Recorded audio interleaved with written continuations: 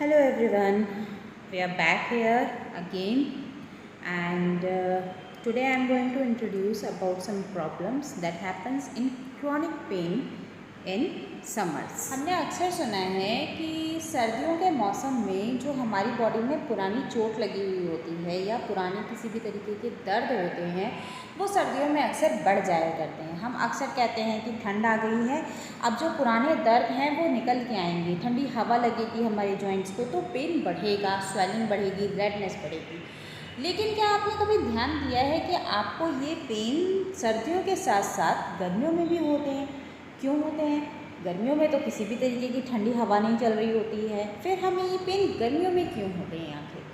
गर्मियों में पेन होने के कारण कुछ और होते हैं सर्दियों के मुकाबले। सर्दियों में इनका कारण सिर्फ ठंड होती है, लेकिन गर्मियों में इनके कई सारे कारण होते हैं। आइए मैं आपको बताती हूँ कि गर्मियों में होने वाले ये दर्द, इनका मुख्य कारण आखिर होता क्या है और ऐसे कौन से पेन हैं जिन्हें हम क्रॉनिक की कैटेगरी में रखते हैं।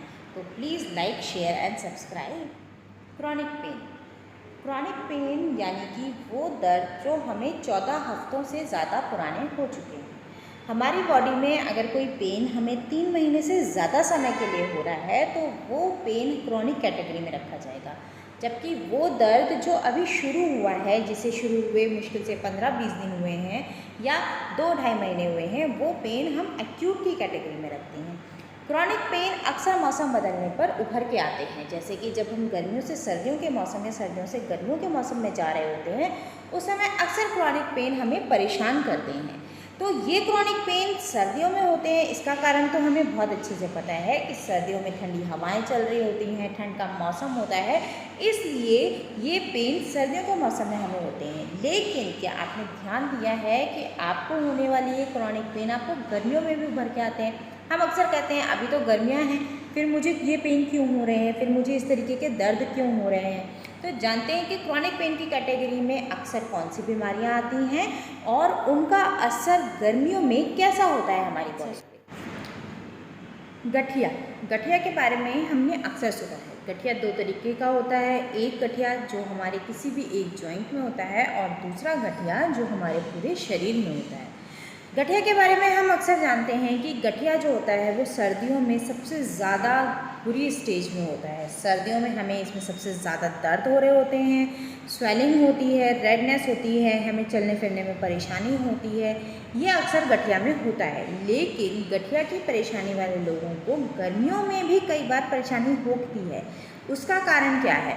गर्मियों में कई बार गठिया होने वालों को किसी भी तरीके की स्वेलिंग होना या दर्द होना, ऐसा होना बहुत ही कॉमन बात है। इसके लिए आपको घबराने की ज़रूरत नहीं है। जब भी मौसम बदलता है तो गठिया के केस में जॉइंट पेन अक्सर हो जाया करते हैं।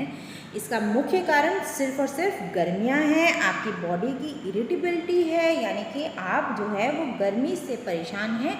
इसका मुख्य कारण सिर्फ और सिर्फ इतना ही होता है। मेजर प्रॉब्लम हेडेक और माइग्रेन।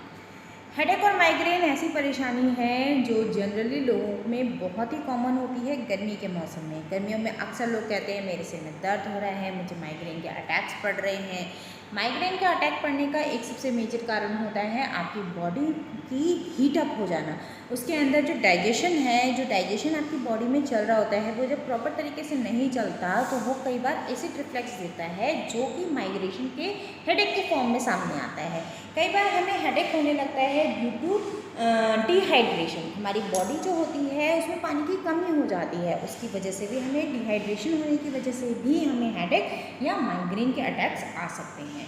तो ये कुछ इस तरीके की प्रॉब्लम्स हैं जो कि क्रॉनिक होती हैं हमारी बॉडी में, लेकिन गर्मियों में इनका उभरना बहुत ही कॉमन माना जाता है। अच्छा, अब हमने प्रॉब्लम्स के बारे में तो डिस्कस कर लिया, अब हम ये जानते हैं कि हम इन प्रॉब्लम्स से आखिर बच कैसे सकते हैं। ऑब्वियस सी बात है, हम गर्मी के मौसम को तो कहीं नहीं लेके जा सकते, टेम्परेचर को तो हम कम नहीं कर सकते, लेकिन हम अपनी बॉडी को उस टेम्परेचर के इफ़ेक्ट से प्रिवेंट ज़रूर कर सकते हैं। आइए जानते हैं कुछ ऐसी चीज़ों के बारे में कि कैसे हम अपनी बॉडी को प्रिवेंट करें जिससे कि क्रॉनिक पेन जो है वो बिल्कुल भी हमें ना हो, हमें परेशान ना करे और हम जो है पूरे year, through out the year अच्छे तरीके से अपनी लाइफ को स्पेंड कर सकें। और आगे जानने की चीज़ों के लिए आपको प्लीज़ मेरे चैनल को सब्सक्राइब करिए, उसे लाइक करिए, जिससे कि आपको आगे आने वाली इन्फॉर्मेशन के बारे में और अच्छे तरीके से पता लग सके। पानी गर्मी के मौसम में रामबाण इलाज है। किसी भी बीमारी से अगर आपको बचना है तो आपको ज़्यादा से ज़्यादा पानी पीना होगा गर्मी के मौसम में। जितना ज़्यादा हम अपनी बॉडी को हाइड्रेट रखेंगे, उसमें जितना ज़्यादा पानी हम उसे देंगे, उतनी ही हमारी बॉडी जो है वो किसी भी तरीके की परेशानी या किसी भी प्रॉब्लम से दूर रह सकती है। हाइड्रेशन करने के लिए आपको पूरे दिन में कम से कम 8 गिलास पानी पीना बहुत ज़रूरी है। इसलिए स्टे हाइड्रेटेड ड्यूरिंग समर्स। गर्मी के मौसम की दूसरी सबसे बड़ी परेशानी है गर्मी का टेम्परेचर। गर्मी के टेम्परेचर से बचने के लिए हमें अपनी बॉडी को सूदिंग टेम्परेचर में, बहुत ज़्यादा ठंडे में नहीं, सूदिंग टेम्परेचर में अपनी बॉडी को रखना चाहिए। हम ऐसी जगह पे बैठें जहाँ पर शेड हो, जो जगह ठंडी हो, जो रूम टेम्परेचर हमारी बॉडी को सूट करे, ऐसी जगह पर हम रह सकते हैं। दूसरी सबसे बड़ी परेशानी होती है जो हमें धूप के टाइम पर, जब हमें बाहर निकलना होता है, तब हमें क्या करना चाहिए। जब गर्मियों में धूप में अगर हमें बाहर निकलना है, वैसे तो कोशिश करिए कि आप दोपहर में कहीं ना जाएं, लेकिन अगर आपकी मजबूरी है, आप जॉब करते हैं या आपका टाइमिंग ऐसा है कि आपको सर्दियों में धूप में बाहर निकलना ही पड़ता है, तो आपको छात्री का यूज़ करना चाहिए, अम्ब्रेला यूज़ करें, कैप लगाएं, गॉगल्स पहने, जिससे कि आपकी जो बॉडी है वो हीट को एब्जॉर्ब ना करे।